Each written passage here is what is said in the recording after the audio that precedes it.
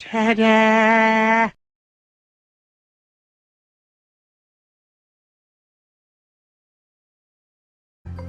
Nah, baiklah, pada kesempatan kali ini kita akan membahas terkait perkembangan psikoseksual menurut teori dari Sigmund Freud. Nah, menurut teori Freud, fase yang pertama itu disebut dengan fase oral, di mana fase ini berjalan dari anak usia 0 sampai 1 tahun. Nah, mungkin sebagian kita udah tahu ya, kenapa sih dedek-dedek bayi itu ketika kecil, apapun benda yang terlihat di hadapan mereka pasti dimasukin mulut. Baik itu jari atau makanan atau mainan pasti dimasukin ke dalam mulut. Nah, ternyata itu semua dikarenakan menurut Freud, anak usia 0 sampai 1 tahun itu memiliki kepuasan di mulut. Nah, itulah yang menyebabkan mereka memasukkan benda-benda itu ke mulut mereka dan mereka akan mendapatkan rasa senang dan rasa bahagia. Fase ini disebut fase oral dikarenakan si bayi membangun relasi pertamanya dengan realitas eksternal adalah dengan cara menyusui atau oral. Selain menyusui, biasanya bayi akan memasukkan benda-benda asing seperti jari, makanan, atau hal-hal lain ke dalam mulutnya untuk mengeksplor sehingga menimbulkan kesenangan dalam dirinya sendiri. Jadi bisa kita tarik kesimpulan, fase ini merupakan fase yang memfokuskan kenikmatan utama bayi pada aktivitas yang berorientasi pada mulut seperti menelan, yaitu makan dan minum, dan mengisap seperti menyusui, memasukkan jari, dan benda-benda lainnya. Baiklah, selanjutnya saya akan menjelaskan tahap perkembangan psikoseksual dari Freud, yaitu tahap anal. Fase atau tahap ini berlangsung ketika anak berumur 1 hingga 3 tahun. Pada tahap ini, daerah erogen sumber kepuasan anak adalah dubur. Daerah erogen merupakan bagian-bagian tubuh tertentu yang membangkitkan hasrat erotik. Anak mendapatkan pemuasan hasrat erotik atau seksualnya melalui dubur ketika buang air besar. Nah, pengeluaran feses melalui dubur setelah proses mencerna makanan membuat anak merasakan lega dan menghilangkan perasaan tidak nyaman yang sebelumnya dirasakan. Pada fase ini, orang tua melakukan pengenalan disiplin dan kebersihan atau yang biasa kita sebut dengan toilet training.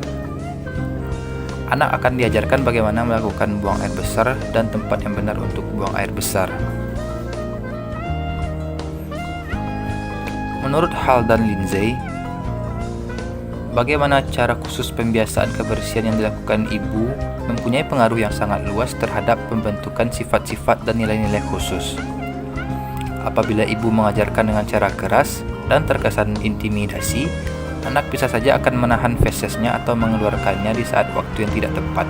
Imbasnya, anak bisa saja memiliki sifat buruk di masa depan, seperti keras kepala, egois, jorok, membabi buta, temperamen, dan lain-lain.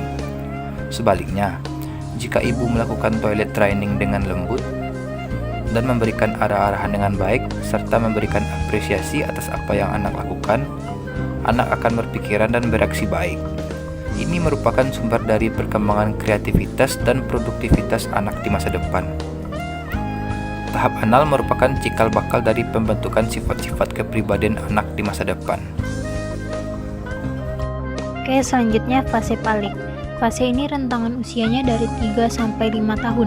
Pada fase ini, fokus utamanya adalah libido, yaitu pada alat kelamin. Anak-anak juga menemukan perbedaan antar pria dan wanita, dan fase ini munculnya Oedipus kompleks, yang diikuti oleh fenomena crustacean anxiety, kecemasan terpotongnya penis pada laki-laki, penis envy, kecemburuan penis pada perempuan. Oedipus kompleks yaitu ketika anak-anak laki-laki akan menganggap ayahnya sebagai kompetitor dalam merebut kasih sayang ibunya. Begitupun sebaliknya pada perempuan. Periode laten.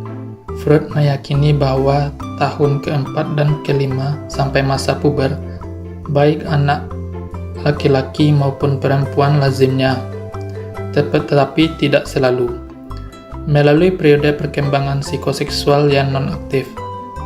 Fase laten ini sebagian dimunculkan oleh upaya orang tua menghukum atau mencegah aktivitas seksual.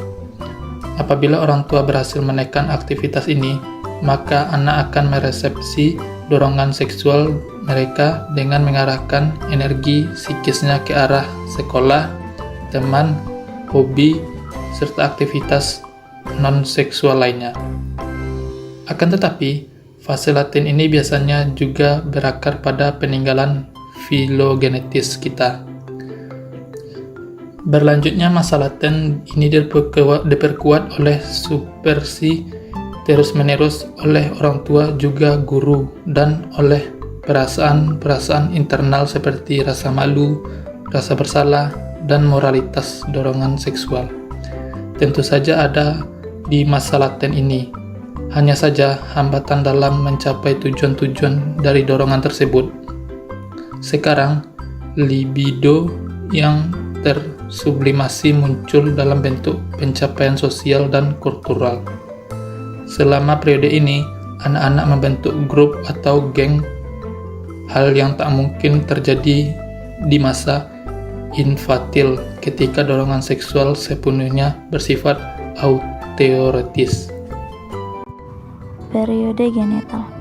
Periode genital atau genital period, masa puber menandai penyadaran kembali atas tujuan seksual. Selama masa puber, kehidupan seksual seseorang memasuki fase keduanya, yang mempunyai sederetan perbedaan mendasar dari periode infantil. Pertama, remaja melepaskan autoerotismenya dan mengarahkan energi seksualnya kepada orang lain dan tak lagi pada diri mereka sendiri. Kedua, di masa ini, reproduksi dapat dilakukan. Ketiga, sekalipun rasa iri akan penis terus bertahan pada anak perempuan, bagi mereka, vagina kini mendapatkan status yang sama seperti penis di masa bayi. Keempat, seluruh dorongan seksual mengalami organisasi yang lebih utuh, dan komponen-komponen dorongan yang semula beroperasi secara terpisah-pisah di awal periode infantil kini mengalami sintesis selama masa remaja. Mulut, anus, dan wilayah yang memberikan rasa menyenangkan kini melengkapi genital yang berkembang menjadi zona erogen yang paling penting. Zona-zona erogen yang lebih rendah terus menjadi alat yang memberikan kesenangan seksual. Misalnya, mulut yang mempertahankan kebanyakan aktivitas semasa bayi, yang membuat seseorang menghentikan tindakan menghisap ibu jari tetapi menggantinya dengan merokok atau menciumi pasangannya. Dari uraian fase perkembangan psikoseksual segmen Freud di atas, dapat disimpulkan bahwa perkembangan anak adalah proses kematangan seorang individu yang mengacu pada penyempurnaan fungsi sosial dan psikologis dalam diri seseorang dan berlangsung sepanjang hidup. Menurut Sigmund Freud, kepribadian sebagian besar dibentuk oleh usia 5 tahun. Awal perkembangan berpengaruh besar dalam pembentukan kepribadian dan terus mempengaruhi perilaku di kemudian hari. Jika tahapan psikoseksual ini selesai dengan sukses, maka hasilnya adalah kepribadian yang sehat. Sekian video dari kelompok kami, semoga dapat dipahami dengan baik ya. Terima kasih. Wassalamualaikum warahmatullahi wabarakatuh.